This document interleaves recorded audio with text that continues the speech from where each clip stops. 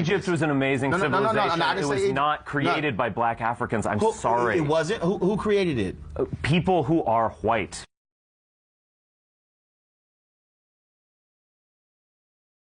So if man originated in Africa, which means that they were Africans, then all of a sudden when you talk about the amazing works of the Egyptians, they were people of color. I know that's a little rough for you to handle, but I know you want to hold on to that, somehow thinking whites built the pyramids. But I'm trying to understand. Yeah, we did. No, you didn't. No, you didn't. Because first of all, they were building things in Egypt while white Europeans were still in caves. That's a fact. That's a fact. Absolutely First of all, the greatest genius when it came to the building of the pyramids, do you know what those are white people, by the way. Who are white people? The Egyptians are not African. I'm sorry. Do you know where Egypt is? Yes, it's in North Africa. Many of the early archaeologists came to the study of ancient Egypt and ancient Nubia from the perspective of Semitic languages or the study of the Hebrew Bible. And it was very important to them to bring Egypt specifically into the sphere of biblical studies. And so they had to carve Egypt away from Africa to bring it into that sphere. And the way that they did that was they used race.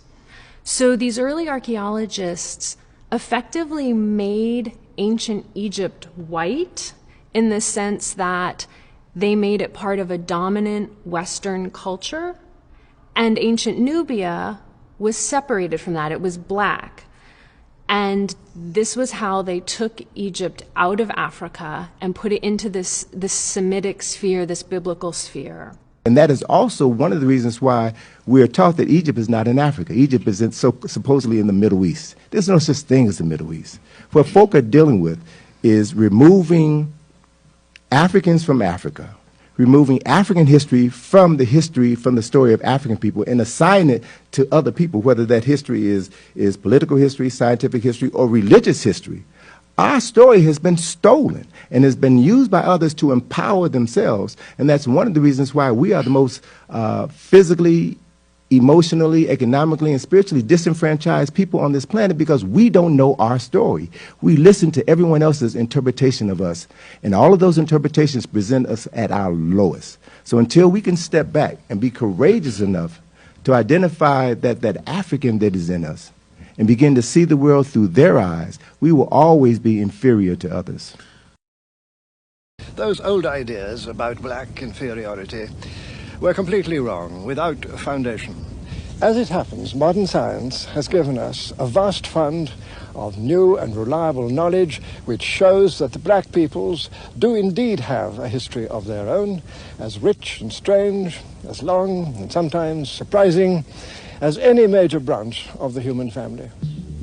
5,000 years ago, this homeland had already become the scene of a civilization in many ways unmatched anywhere else in the ancient world. This is where we have to begin, in the Egypt of the pharaohs, in the African land that was the gift of the god of the Nile. Now, you are right here at the pyramids. The outer casing of these pyramids are 5 tons each, and the inner casing are 50 tons each. This pyramid of Khufu is built in the 4th dynastic period. There were no people at this particular time called Jews who built the pyramids, and definitely not Makan Begin. Makan Begin is an Ashkenazi Jew from Poland, and he stood here right where you are now and said his people built the pyramids. But he's able to tell the world that because of the power that they have inflicted upon other people to force that story on other people. So we come back here to tell the truth. But the discovery of the tombs of the pyramid builders reconstruct history and tell us that the builders of the pyramids were Egyptians and the builder of the pyramids were not slaves. The Western concept that these were built by slaves that were badly treated has to be abandoned. And no, it was not built by Jews when they were enslaved in Egypt. Jews were never enslaved in Egypt. Jewish scholars are beginning to acknowledge that historical reality. So if the Jews were enslaved in Egypt and the pyramid was built 2400 BC before Abraham was born, then how can the Jews create something before they came into existence? When you study our story, our history, you realize that other people's story just does not hold up. And that in and of itself is a mind-freeing experience. So we come back here for an eyewitness account, and let's go up closer so we can feel the stones and touch it, because you're actually feeling the stones, the master builders of your ancestors who built this. And I'm saying somebody knows something about us that we don't know about ourselves and definitely don't want us to know.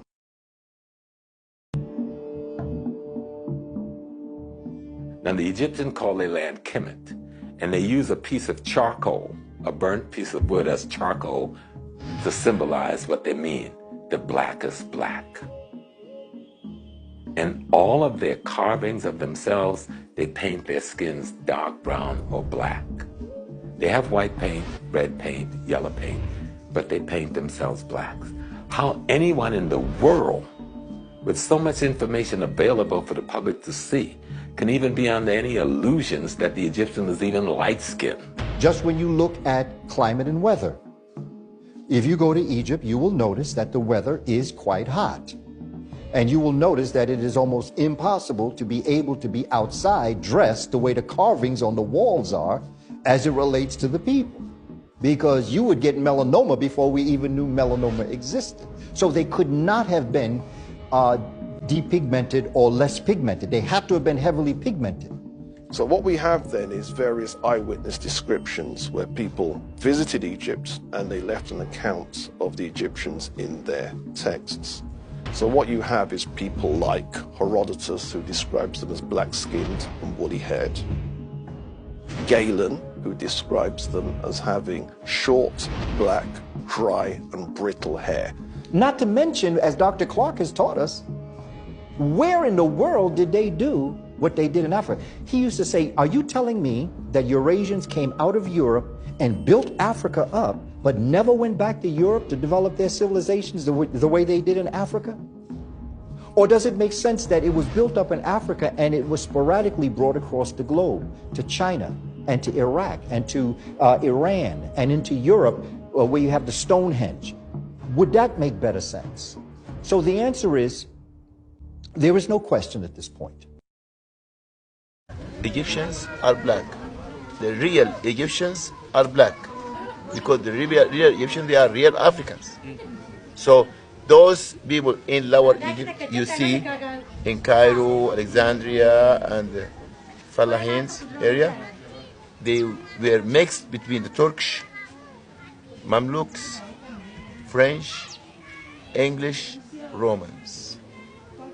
So those people who come to attack Egypt in that time, they couldn't come to Upper Egypt, to the south, which we still had the same color, our dark color or black color.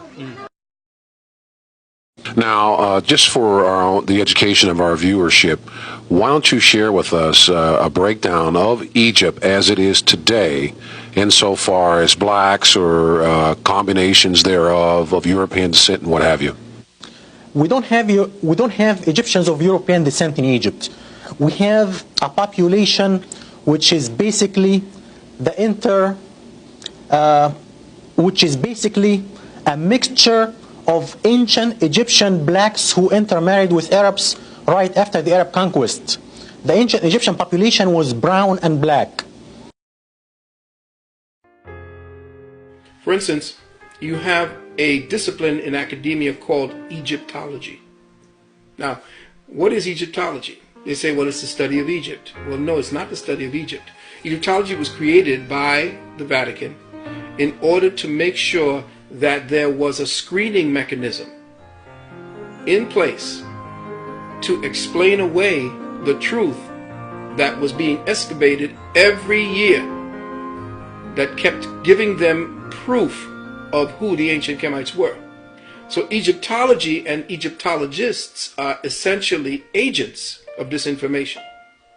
Where else do you see a society, a people, and a way of life actually become a science?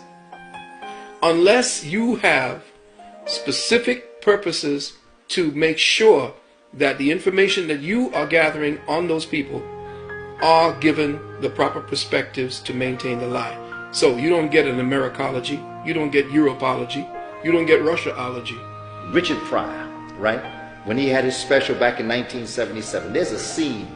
They only allowed him to do 5 shows. In fact, they were rather ignorant because it took them 5 shows to realize what the brother was really doing. Richard Pryor, there's a scene where he goes in to the pyramids, and he is carrying the bags of the archaeologists and the anthropologists who are of European descent. And they're talking amongst themselves about what this find is and its importance, the greatness of it. And Richard Pryor is in this temple looking all around, and he begins to say, but all these people are black. He said, look at that guy over there, that guy looks like my uncle. And he's just, you know, I mean, it's humorous, but what Richard Pryor is actually talking about is that, you know, these are black people in these pyramids, and these are the people that built these pyramids. He's saying, wait a minute, these people... And then all of a sudden, the camera begins to show the anthropologists of European descent, and they start to nudge each other because they realize, hey, you know, the guy carrying the bags is looking around and he's learning some things in here. So very quietly, you see them backing out of the pyramid, right? And Richard Pryor is still there talking about how great the pyramid is, and then all of a sudden, they show you the door close, and all of a sudden the scene goes black. Which means that was the blackout on the information for black folk to understand their history. This is what Richard Pryor was dropping on us in 1977. This is what actually has happened. Richard was telling us, this is what has happened to us. Because as you become conscious, and brother becomes conscious, and as a community we become conscious, the Europeans who know this are beginning to realize. So they're trying to shut the door on us. After visiting Egypt, white scholar Count Constantine Duvalny wrote, "Just think, the race of black men today, our slave and object of our scorn, is the very race to which we owe our arts, sciences, and even the use of speech."